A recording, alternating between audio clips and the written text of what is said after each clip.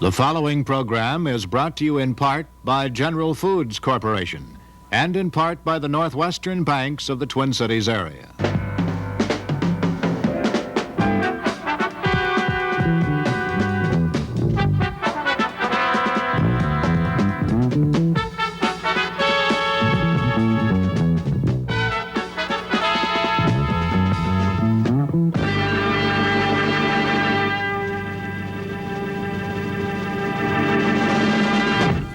Good evening. Tonight, another side of humanity. A very personal story, or rather, 4 personal stories of people who are handicapped. And the miracle man of movies, the man who made King Kong climb the Empire State Building, the Eiffel Tower to collapse, and people disappear, is still at it. We'll see how the most famous special effects man in Hollywood makes all those impossible things happen. And we'll also have a guest commentary from the Men's Rights Association and letters. We'll be back with another side of humanity in a moment.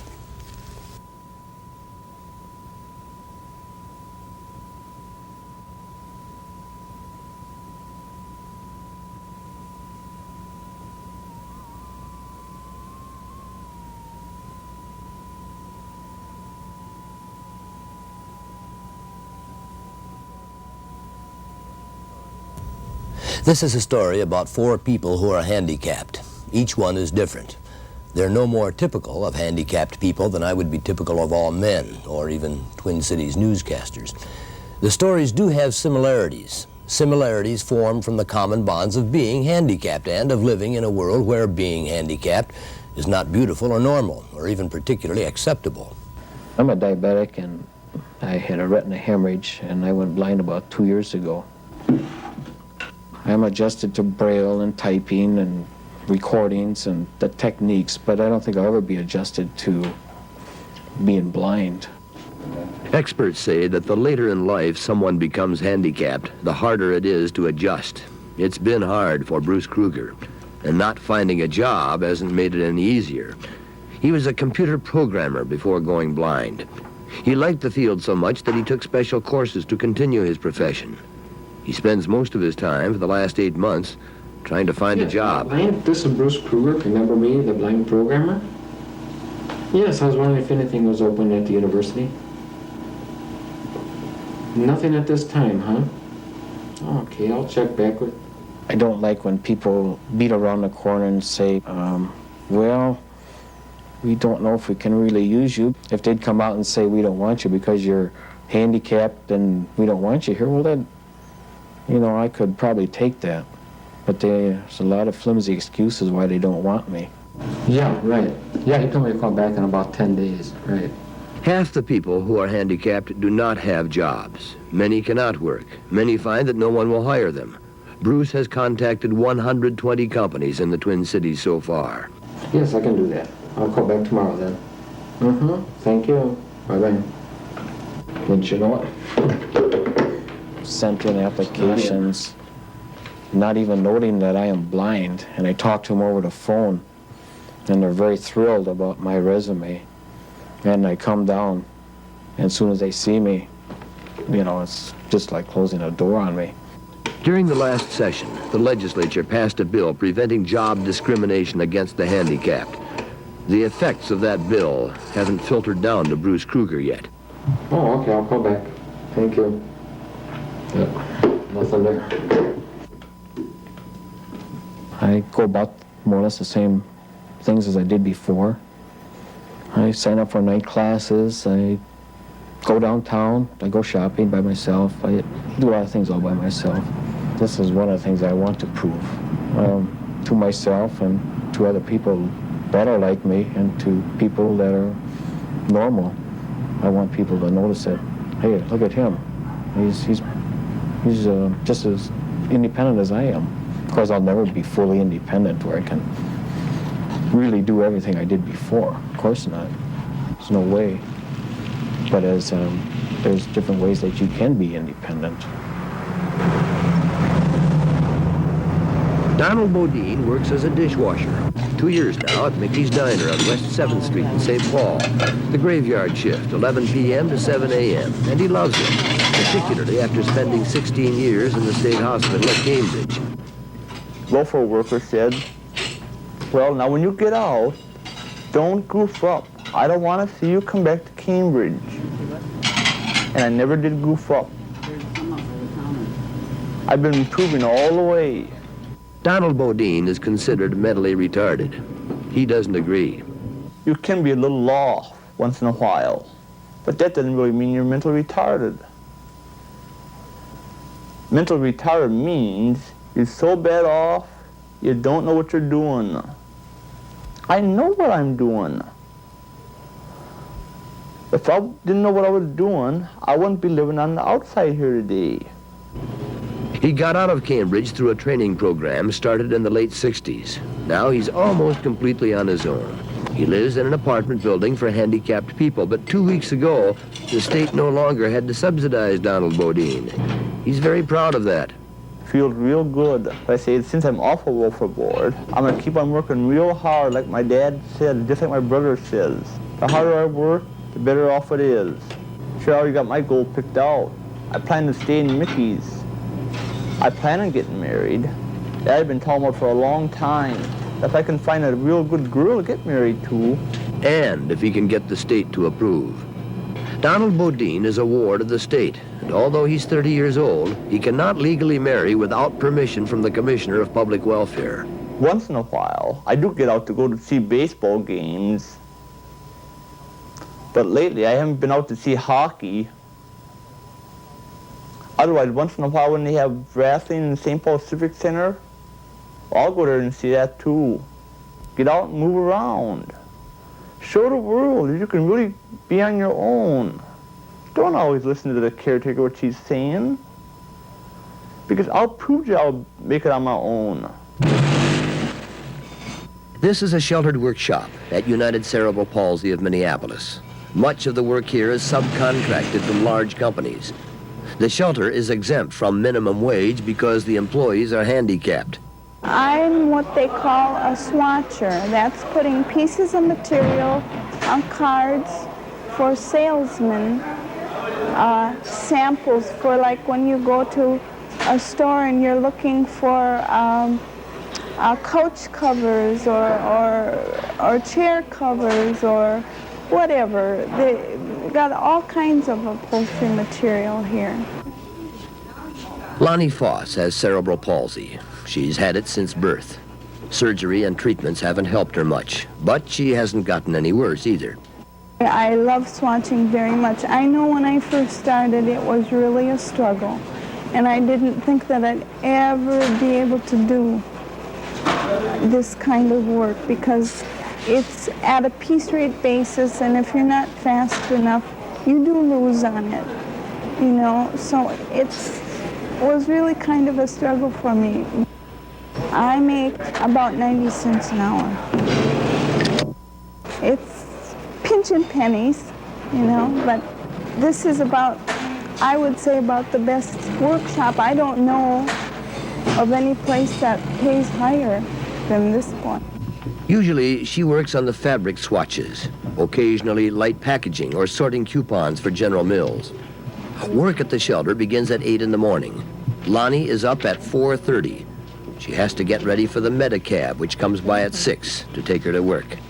I'm so grateful that I can be independent, and anybody that can become independent who is handicapped, I just think it's great.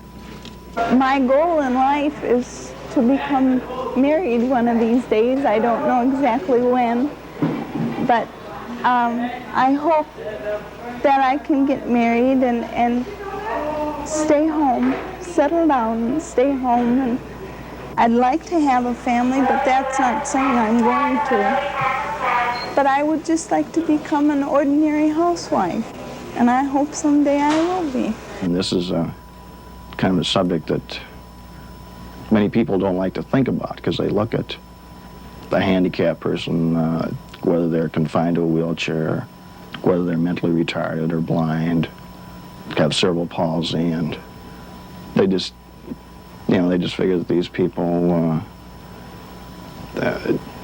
don't have or maybe shouldn't have the opportunity to marry or to enjoy a normal relationship with a person of the opposite sex. And I guess this is something that, disturbs me, and it disturbs a lot of other handicapped people and other non-handicapped people. John St. Marie has been paralyzed from the neck down since he was 8 years old. He's a lawyer now, works in Senate research at the Capitol in St. Paul. It's not an easy building for handicapped people. The one ramp into the building is too steep to meet state building code regulations. But he makes a good living and has 4 university students staying with him in his home. He supplies the room and board, and they provide his mobility. When I was 8 years old, I came down with polio. Somewhere in those first couple of years, I think I realized that I was not going to get better. And maybe that's the first kind of hurdle that anyone who receives a traumatic injury or who suddenly becomes paralyzed has to get over. The realization that maybe things aren't going to get better. This may be it for the rest of your life, and you're going to have to use what abilities and what talents are still available and make the best of it. That memo on the energy bills,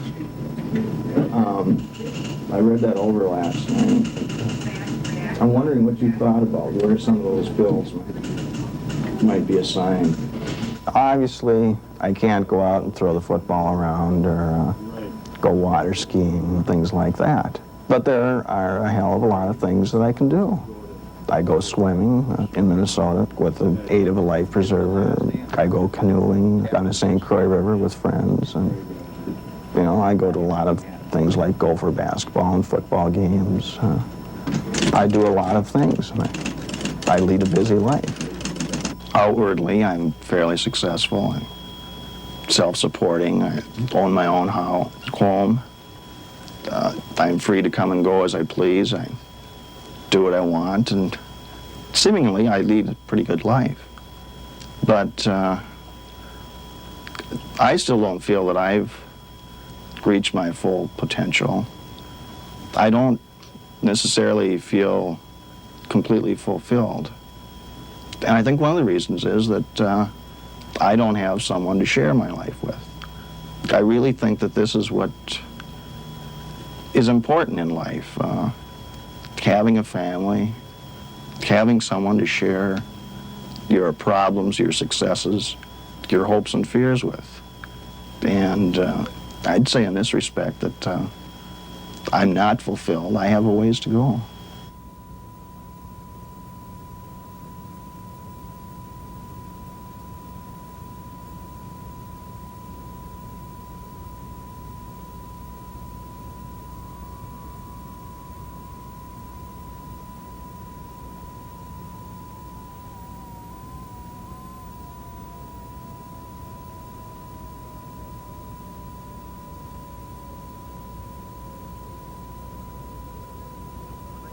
This is a scene from a 1941 movie called All That Money Can Buy, and it's just one of thousands of special visual effects created by a man named Linwood Dunn. He began on a hand-cranked camera in 1923, went on to make Hollywood history with special effects in King Kong, Citizen Kane, West Side Story, Hawaii, Airport, and he's still at it. His latest is the soon-to-be-released The Exorcist. That's a painting in which we back projected. A couple of weeks ago, Linwood Dunn came to Minneapolis as a guest of Al Milgram's University of Minnesota Film Society. He brought with him a collection of film excerpts that show why he's considered one of the top special effects experts in Hollywood. This is a shot of a fellow in a plane. They're in combat, photographed against a blue background. Here is the scene of the background shot from another plane.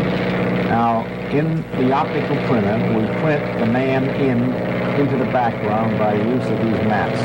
It's called a blue screen process, and the blue in the background is a certain type of blue that has no red in it. And due to the qualities of that blue, you're able to generate these traveling mats. We have a negative and positive mat. Now here you see the composite put together. Now there's Alan Young and the toothless lion, Jackie. So here he is on a platform, just getting the action of Alan Young at the end of the picture. He's walking down this ramp with the lion. That lion was trained, so he'd been in so many pictures, I think he must have had a guild card. Now here we have the painting only. See, this is the... Now you see the scene we just saw being photographed. Here it is, back projected in the painting. Orson Welles' brilliant 1941 classic Citizen Kane has been hailed as one of the most creatively photographed films in One of the most famous shots in the history of film. Well, I don't think I'd say that because it really was just a last-minute thought. The picture is loaded with optical work, which it has become part of the picture, and the fact that people do not know how much work is in the picture means that we must have done a pretty good job, because it was reality when we got through with it. This is the Enterprise. It's 12 to 14 feet long. We're photographing it on our stage at Film Effects of Hollywood, and the camera is moving up on a track, and it will pass the Enterprise, and on the screen it'll look like the Enterprise is passing the camera. Now the Enterprise is against the blue, and where the blue is, we will print the star field. Now here's the composite with the star field behind it. The star field was made by punching holes in black paper, putting filters behind some of the holes, moving the camera up on the holes or across them, as the case may be, and making them different speeds, and then mixing them together so you get a feeling of depth. The effect here is this man running to the foreground. Now we freeze the frame as he gets up here. Now he ages as we go along. See that? Becomes an old man before your eyes. Something like Dorian Gray.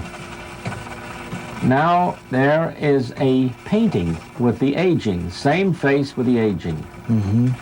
Now here is the transparency of the young man, and now we're laying over the aged painting. Now all that we did there was make it dissolve from one to the other. Now here's a repeat on the aging, only this time we made it faster. Make it any length you want. Here is something that the young filmmaker, or the old filmmaker, any filmmaker, can do with a little imagination, and we won't take credit for this idea. A young fellow came in and asked us to make this split screen. We took the action and put it on one side of the screen, flipped it over, put it on the other side, and made a blend in the middle, made a split screen. So you have a symmetrical effect here, but it's very weird. I like it. Every time I see it, I think this fellow had a lot of imagination.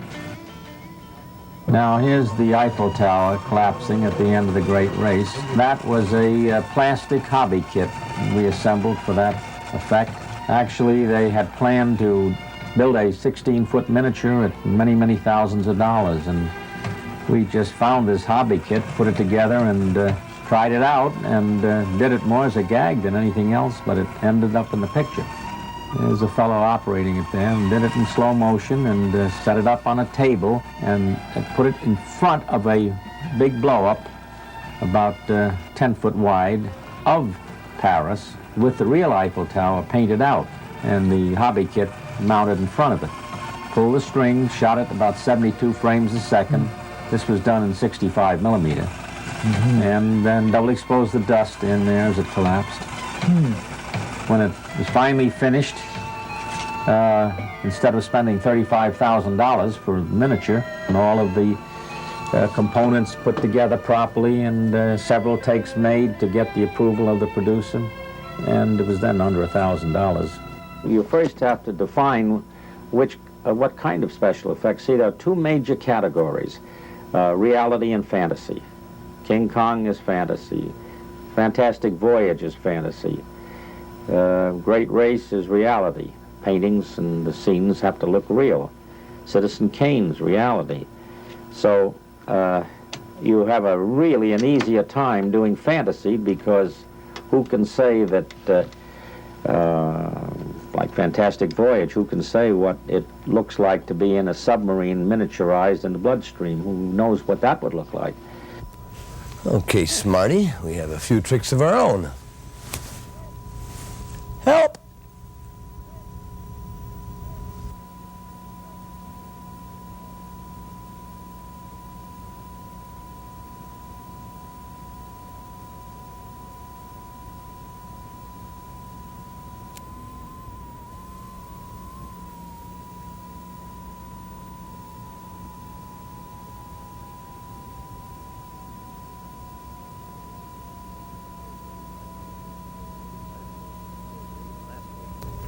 Last week, we showed most of a film called The Continuous Woman, put together for us by the Women's Film Collective. The message of the film was that women have been brainwashed into feeling inferior, that they should not be shut out from important jobs and decisions.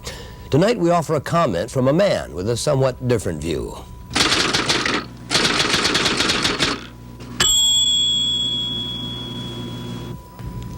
We are strongly opposed to those vociferous minorities of women's lib, which rail against their femininity, attempt to meld the sexes, and demand equal rights and special privilege.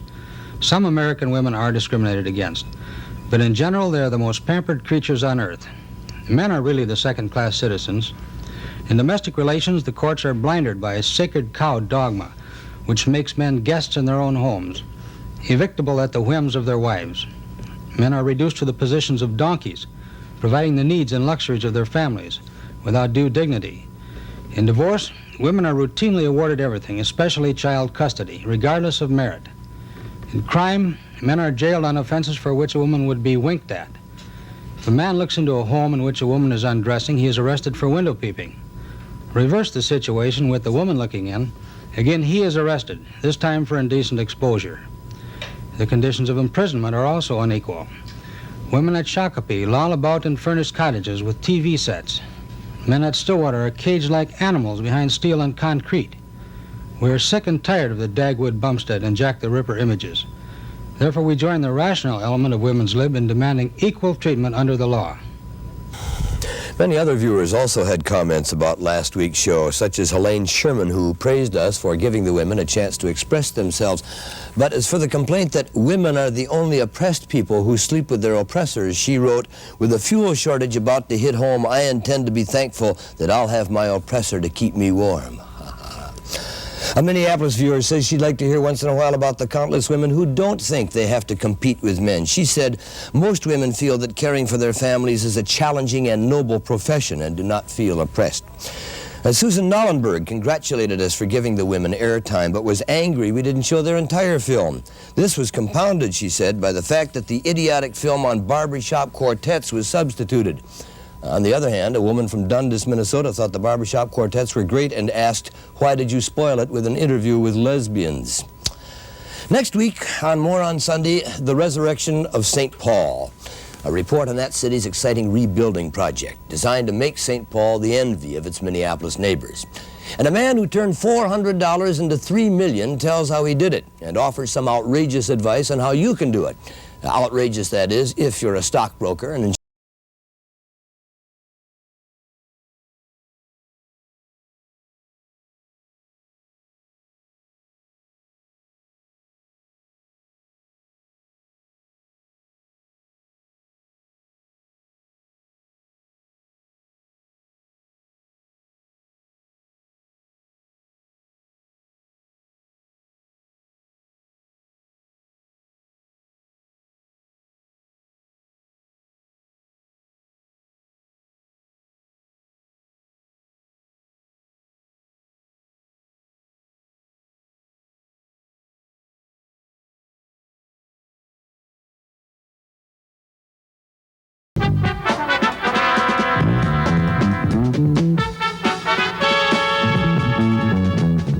More on Sunday was brought to you in part by General Foods Corporation and in part by the Northwestern banks of the Twin Cities area.